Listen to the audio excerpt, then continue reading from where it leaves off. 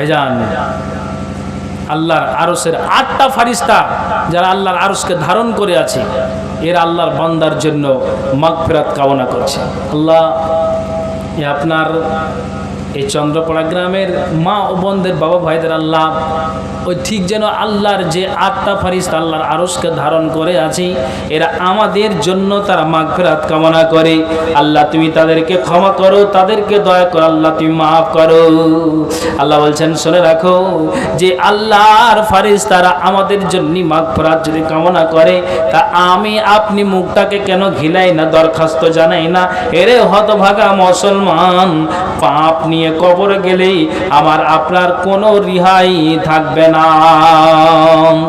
আল্লাহকে আপনি বলুন, আল্লাহ গো তোমার কাছে অ্যাপ্লিকেশন জানাই, আল্লাহ তুমি রহমান, তুমি রহিম, আল্লাহুম্মা ইন্নী আসআলুকা ফি'লাল খায়রাতি ওয়া তারাকাল মুনকারাতি ওয়া হুব্বাল মাসাকিন।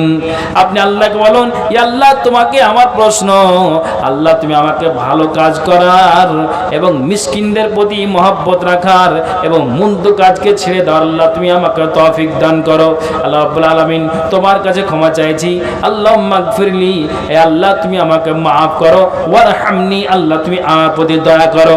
আপনি এই দোয়া পাঠ করুন আর বলুন, আবার আপনি আল্লাহকে বলতে পারেন, মাবুদ গো তুমি আমাকে ভালো কাজ করার আল্লাহ তুমি তৌফিক দান করো, মন্দ কাজকে ছেড়ে দেওয়ার, আমার দ্বারা দিয়ে যেন অন্যায় কাজ না হয়, আমার দ্বারা দিয়ে যেন অন্যায় আমল না হয়, ভালো ভালো আমলগুলো করে যেন আমি কবরে যেতে পারি।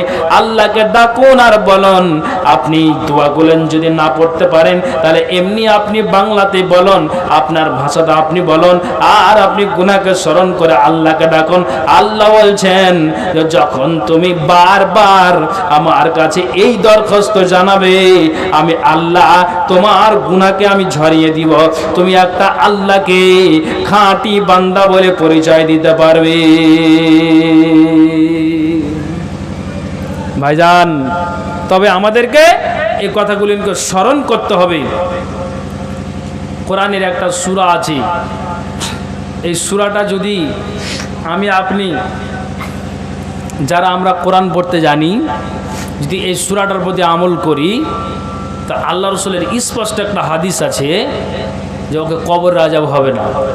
পড়তে হবে কখন? আপনি ফজরের নামাজ পড়ার পর পড়ুন, মাগরিবের পর পড়ুন, কিংবা শুইবেন তার আগে থেকে। এখন তিনি মনে হয় বেঁচে নেন, মাওলানা সাইফুদ্দিন সাহেব, উনি আমাদের এলাকায় খুব যেতেন, মানুষ ডাকতেন, ভালোবাসা ছিল। আর আজকের যে জালসার যিনি সভাপতি আমার ডান পাশে বসে আছেন, আমি নওদার জায় মসজিদের জালসায় এসেছিলাম, ওখান থেকে ওনাকে আমি নানা বলছি। তো উনিও একজন বক্তা হিসাবে একযুগে ফেমাস ছিলেন, কিন্তু এখন হচ্ছে কি নেটের যুগ, ইউটিউবের মাধ্যমে বক্তা আপনার সার্চ করে সিলেক্ট হচ্ছে না।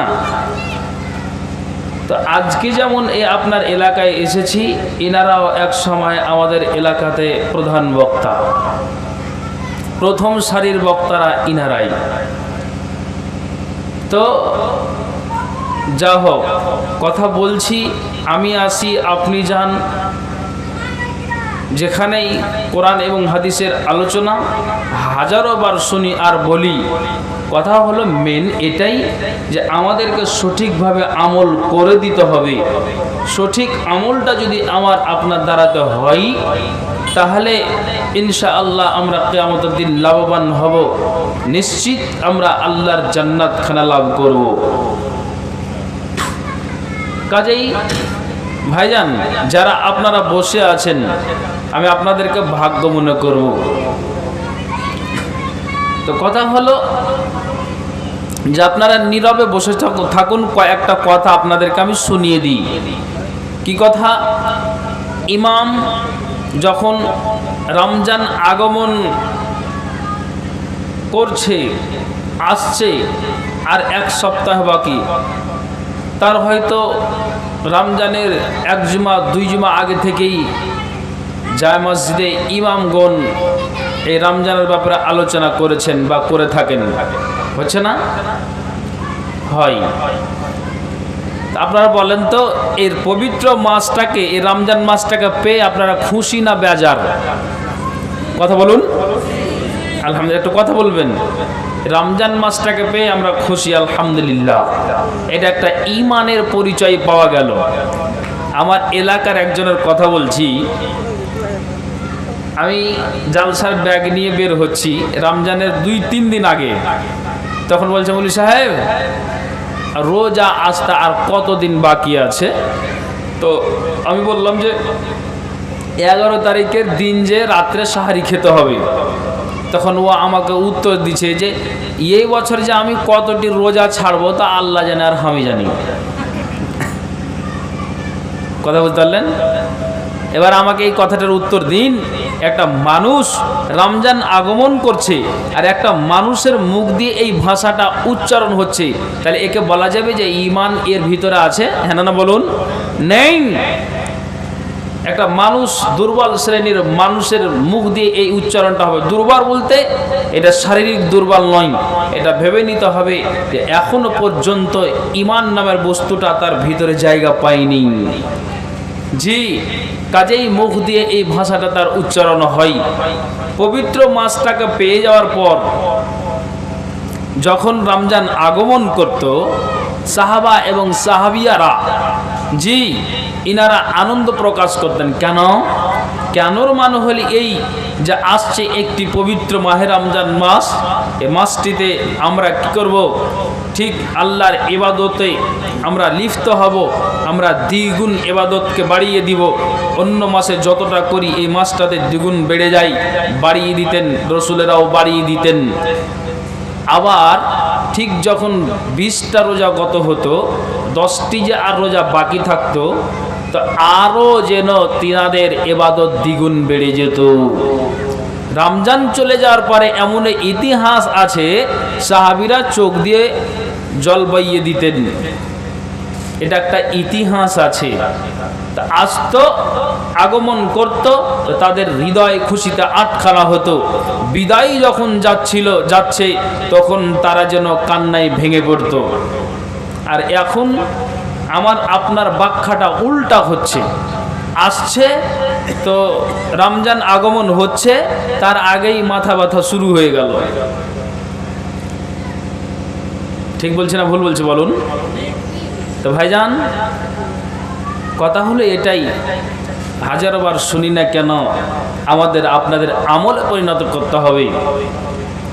তো একটি আয়াত পড়েছি, আমি আপনি পাপী গুনাহগার।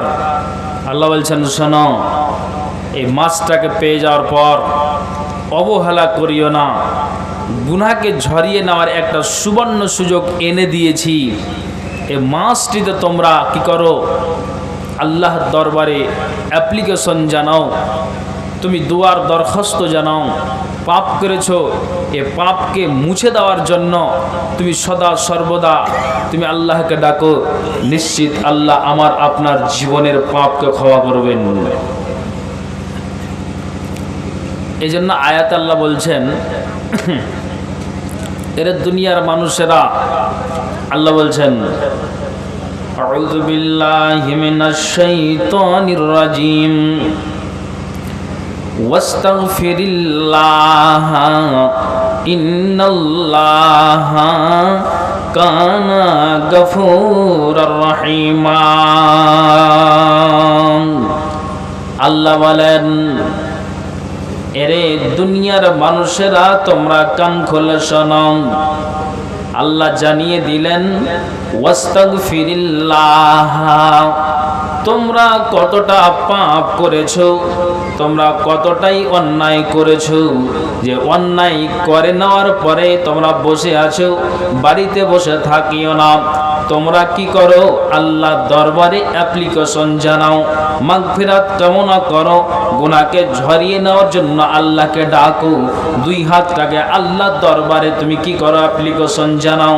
আল্লাহ বলছেন, এটা মানুষ যখন নিজের গুনাহকে স্মরণ করে আল্লাহর কাছে অ্যাপ্লিকেশন জানাই, আল্লাহ জানিয়ে দিলেন, কান খোলা শোনো, ইন্নাল্লাহা নিশ্চয়ই আল্লাহ তাআলা কানা গফুরুর রহিমা, আল্লাহ তাআলা অত্যন্ত ক্ষমাশীল এবং তিনি পরম দয়ালু। আল্লাহ বলছেন যে তুমি তোমার পাপ নিয়ে বসে থাকিও না, এসো আমার দরবারে, নিশ্চিত আমি আল্লাহ তোমার জীবনের গুনাহ কাটাকে আমি আল্লাহ মোচন করে দিব। তাহলে যদি পাপ আমার আপনার দ্বারাতে হয়ে থাকে, আল্লাহ বলছেন আমার কাছে মাগফিরাত কামনা করো, আমি আল্লাহ তোমার জীবনের গুনাহকে মোচন করে দিব। তাহলে আল্লাহ নিজে বলছেন, তা আমি কেন হাতছাড়া করে আছি? জি, যেমন আপনাকে বোঝাই, আপনি আপনার জমিতে আপনার নিজস্ব একটা পুকুর আছে, একটা বিল আছে, ওই আপনি সমস্ত পুকুরের পানিটাকে আপনি কি করবেন, টোটাল পানিটাকে আপনি পুকুর থেকে আপনি ছেঁচে পরিষ্কার করবেন। আপনি টোটাল পানিটাকে আপনি কি করবেন, মেশিনকে চারিদিকে ভিড়িয়ে দিয়ে আপনি আপনার ওই পুকুরের পানিটাকে টোটাল আপনি কি করবেন, আর বিলে পুকুরে রাখবেন না।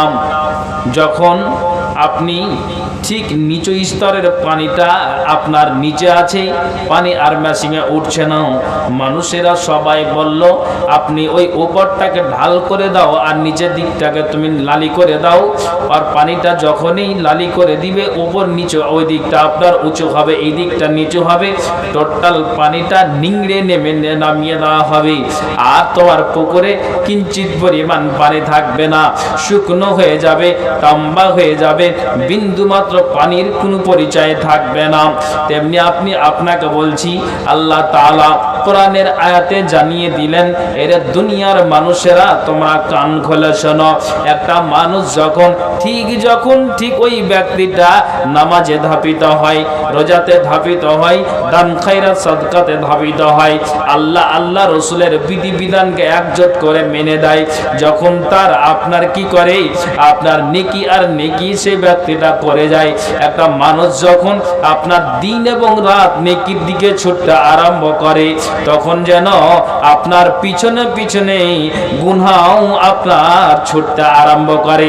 তার মানে হলে এটাই, একটা মানুষ যখন দিন এবং রাত নেকিতেই আপনার ভরপুর হয়ে থাকে, নেকি অর্জন করে যায়, দিন এবং রাতে আপনার নেকিতেই ব্যক্তিটা লিপ্ত থাকে, এটা জেনে রাখো, একটা মানুষের যদি সদা সর্বদা নেকি আর নেকি হয়ে যায়, তাহলে তার যা গুনাহ আছে, গুনাহ পিছনে পিছনে আস্তে আস্তে তোমার টোটাল গুনাহটাকে ঝরিয়ে দেওয়া হয়, ওই নেকির বিনিময়ে গুনাহ তোমার শেষ হয়ে যায়।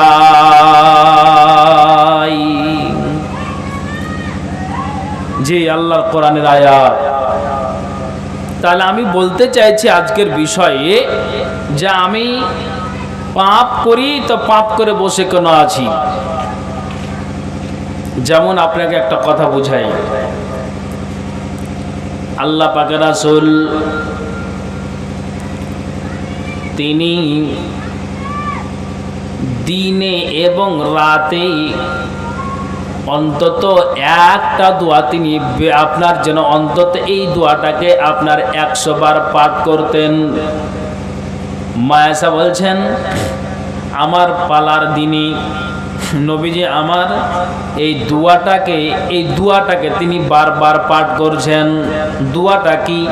আপনাদেরকে কয়েকটা আমলের কথা বলছি, আমার দিকে খেয়াল করুন তো। ঠিক নবীজি এই দোয়াটাকে পাঠ করছেন, দোয়াটা হলে এই, আল্লাহুম্মা হাসিবনি হিসাবান ইয়াসীরা, আল্লাহুম্মা হাসিবনি হিসাবান ইয়াসীরা, আল্লাহুম্মা হাসিবনি হিসাবান ইয়াসীরা, আল্লাহুম্মা হাসিবনি হিসাবান ইয়াসিরা। এই দোয়াটা আল্লাহ পাকের রাসূল ঠিক দৈনিক তিনি 100 বার পাঠ করতেন। নবীজি আয়েশার সামনে এই দোয়াটাকে তিনি যারা পাঠ করছিলেন, সঙ্গে সঙ্গে মা আয়েশা বলছেন, কুলতু ইয়া রাসূলুল্লাহি মাল হিসাবুল ইয়াসির। আল্লাহ পাকের রাসূল আপনি বলেন তো, আল্লাহ আপনার জীবনের সমস্ত গুনাহকে আল্লাহ মোচন করে দিয়েছেন, আপনার জীবনের আপনার অগ্রপশ্চাৎ জীবনের গুনাহকে আল্লাহ মোচন করে দিয়েছেন, তারপর আপনি বলেন আল্লাহুম্মা হাসিবনি হিসাবান ইয়াসিরা। নবীজি আপনি বলেন তো, আপনি এই দোয়াটাকে কেন বারবার আপনি পাঠ করছেন? সঙ্গে সঙ্গে নবীজি বললেন, আয়েশা তুমি কান খোলা শোনো, কিয়ামতের দিন যার হিসাবটাকে যাচাই বাছাই করে পঙ্খানুপুঙ্খ রূপে, যার হিসাবটাকে খুঁটিনাটি করে, যার হিসাবটাকে একবারে বিস্তারিত ভাবে যাচাই বাছাই করে পঙ্খানুপুঙ্খ রূপে যার হিসাবটাকে না হবে, আয়েশা নিশ্চিত তুমি জেনে রাখো কিয়ামতের দিন সে ব্যক্তিটা ধ্বংস হবে। আর যার হিসাবটাকে সহজভাবে নিয়ে ছেড়ে দেওয়া হবে, তার সে ব্যক্তিটা হলো ভাগ্যবান। আল্লাহর জান্নাতে যাওয়ার 99% ওই ব্যক্তিটার চান্স আছে। নবীজি বলছেন, আয়েশা আমি এই দোয়াটাকে বারবার কেন আমি আমার মুখ দিয়ে উচ্চারণ করি? আমি আল্লাহকে জানাই, মাবুদ রে আমার, আমি এই জন্য দোয়াটাকে পড়ি, আল্লাহ তুমি রহমান, তুমি রহিম, তুমি গাফর, তুমি গাফফার। আল্লাহ তোমার কাছে অ্যাপ্লিকেশন জানাই, কিয়ামতের দিন এ নবী মুহাম্মদের পক্ষ হতে আল্লাহ তুমি সহজ হিসাব নিও। কিয়ামতের দিন আল্লাহ তুমি হিসাবটাকে কঠিন করে নিও না।